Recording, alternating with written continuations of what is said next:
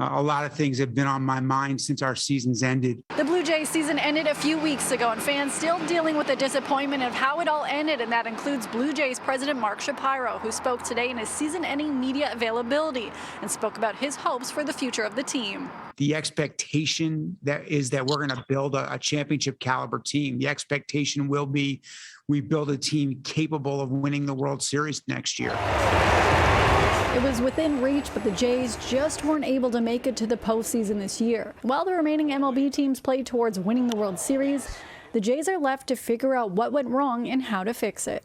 As I've reflected on almost every minute, certainly the minutes here at the stadium working since the season's ended, as I've reluctantly watched other teams play in postseason, while I'm incredibly proud of our team on and off the field, and while I do feel confident that we've experienced such tremendous progress and have a lot to build upon from this season, I'm left with, one feeling, and that's bitterness.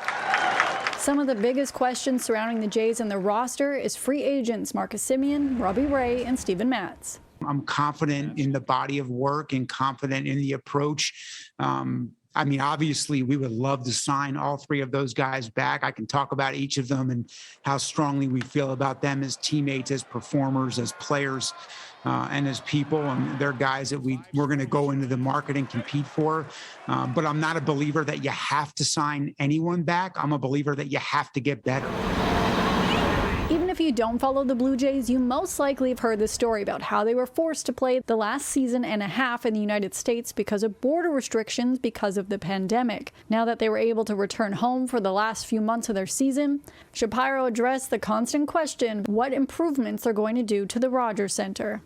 Continue to know that the stadium that I'm sitting in right now is a long-term issue that's been put on hold, due to the pandemic. But we continue to invest short-term in the stadium. So we will have a new scoreboard next year. That's news. We have not announced that prior. There'll be a brand new scoreboard.